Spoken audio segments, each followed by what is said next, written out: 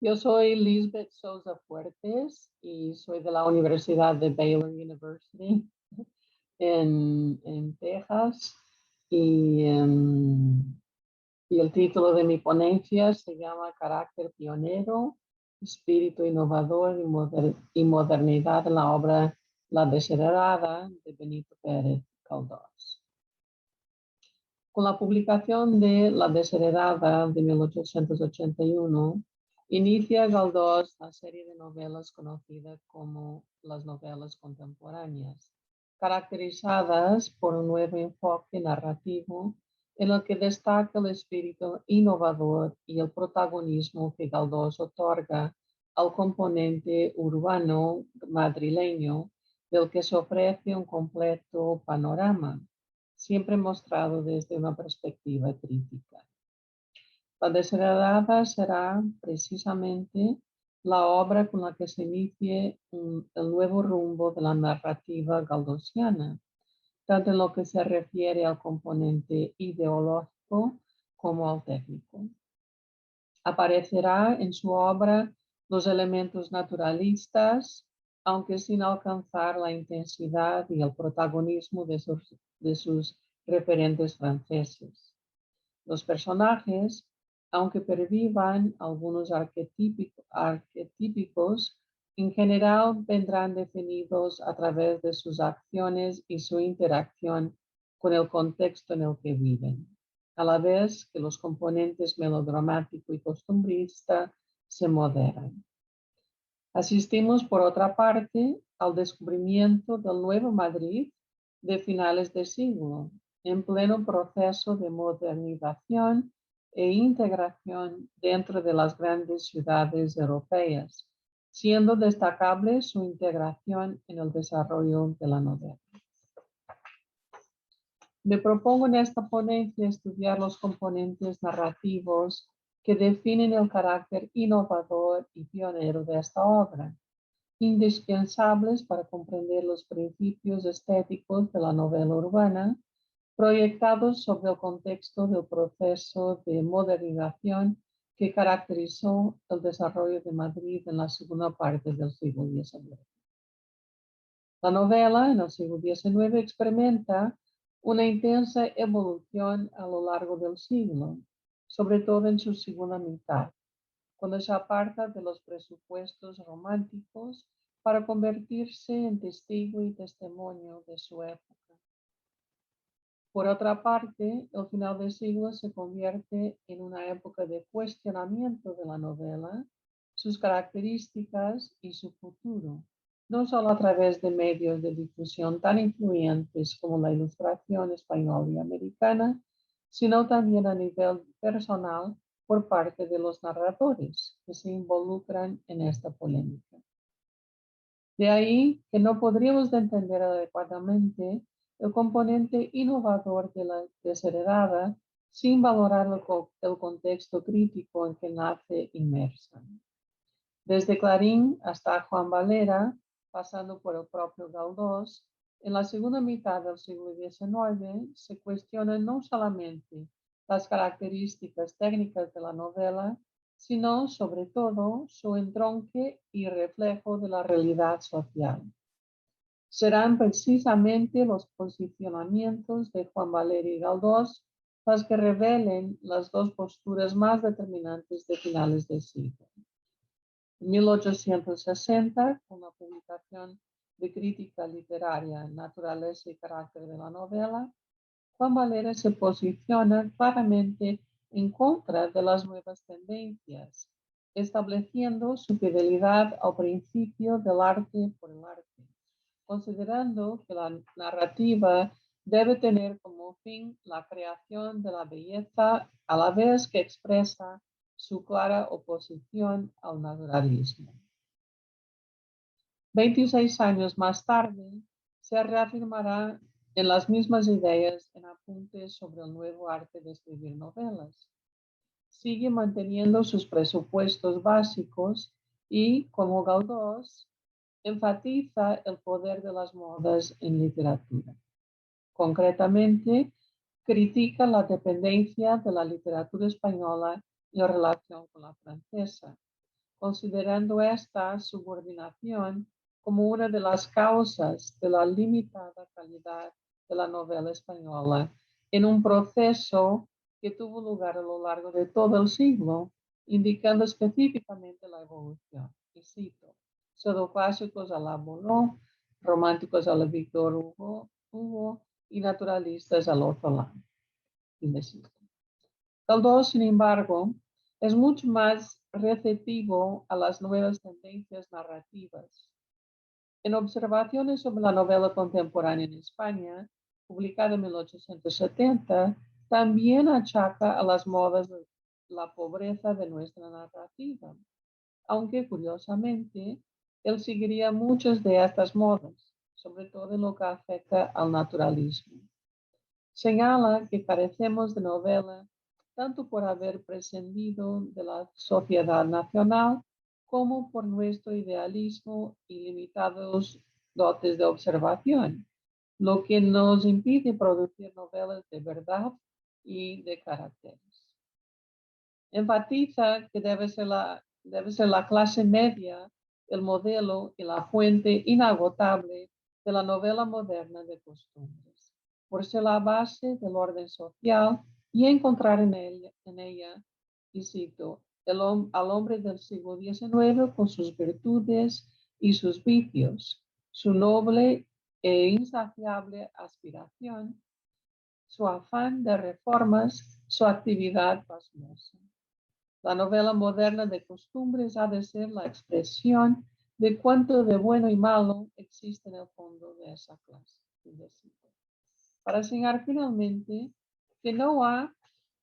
aparecido aún en España la gran novela de costumbres, la obra vasta y compleja que ha de venir necesariamente como expresión artística de aquella vida. Este compromiso de Galdós con las tendencias estéticas más modernas quedó reflejado en La desheredada, aunque en algunos aspectos continúe la pauta de algunas orientaciones dominantes en la narrativa de este siglo, como fueron, por un lado, la corriente centrada en la biografía de un personaje que funciona como eje conector de la novela,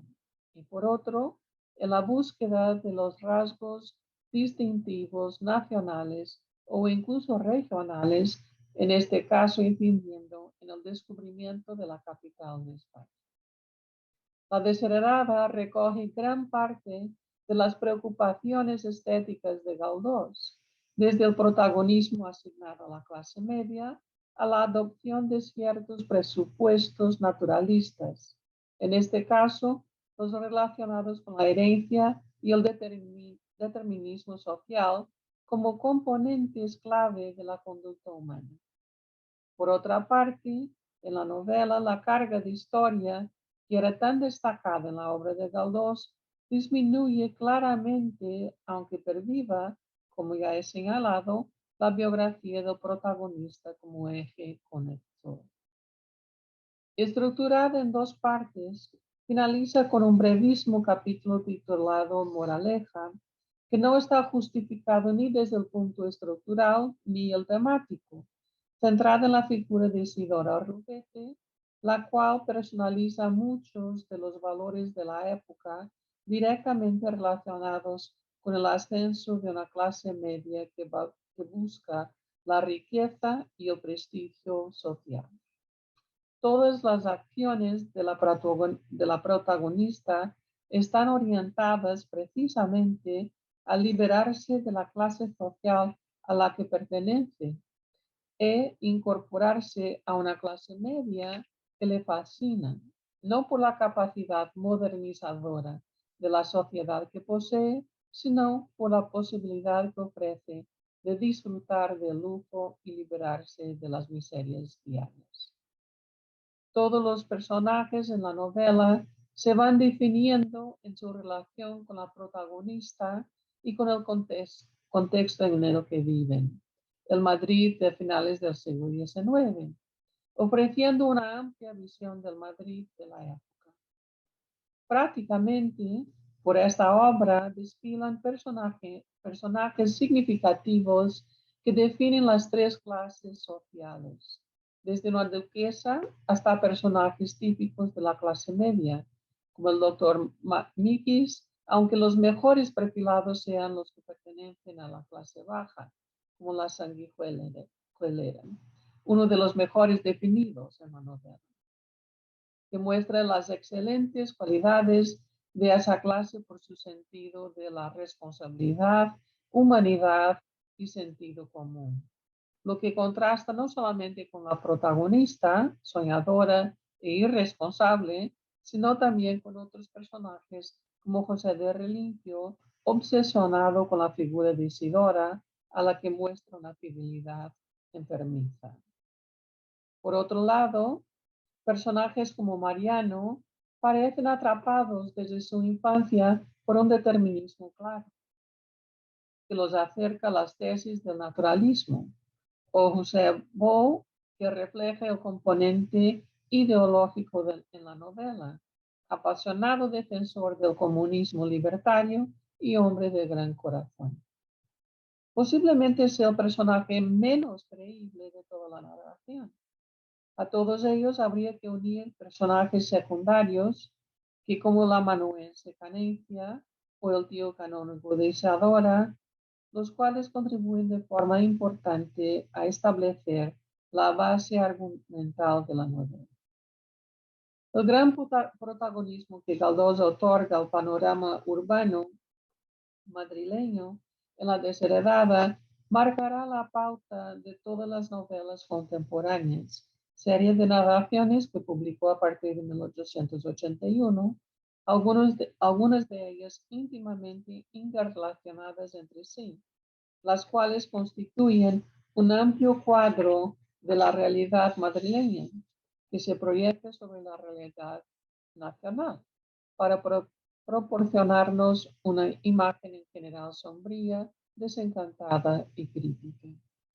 Sus personajes, sobre todo los protagonistas, van a ser el reflejo de un mundo en decadencia y transformación.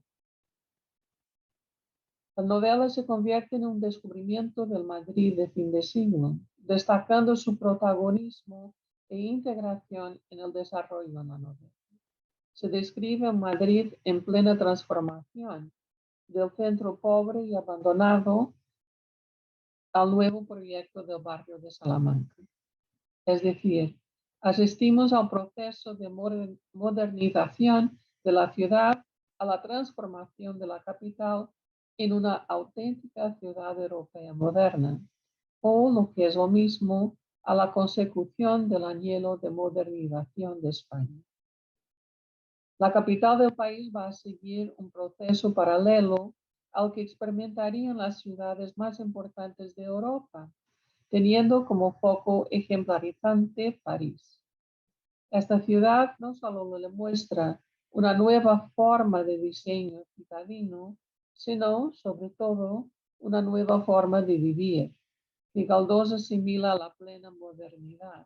concepciones que surgen a partir de los dos viajes que el escritor hizo a la capital francesa en 1867 y 1868. La importancia que Galdós otorga a Madrid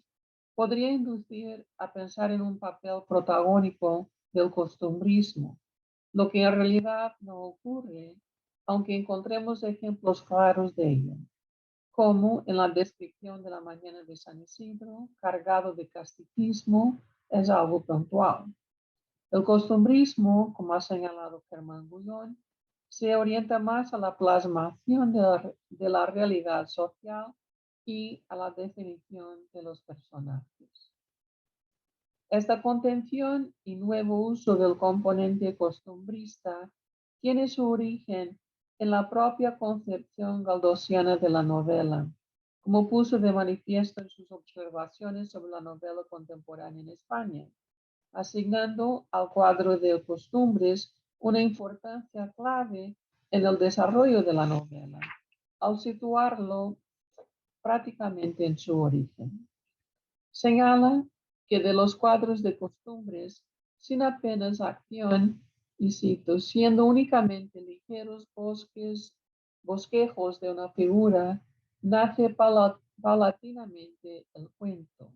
que es aquel mismo cuadro con un poco de movimiento, formando un organismo dramático pequeño, pero completo en su brevedad. Estos cuentos breves y compendiosos, frecuentemente cómicos, patéticos alguna vez, representan el primer albor de la gran novela,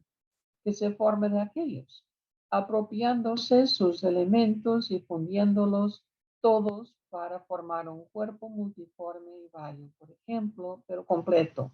organizado y uno como la misma sociedad. Señala como destacables entre las obras pequeñas por su indudable cualidad la obra de Ventura Ruiz Aguilera, Proverbios ejemplares. José María Merino ha resaltado, por otra parte, uno de los aportes de Galdós al señalar su contribución en lo que se refiere al uso de la persona narrativa, resaltando que en esta obra conviven la primera persona y el flujo de conciencia con la narración en tercera persona, y las escenas dramatizadas a lo que hay que unir las exhortaciones irónicas del autor,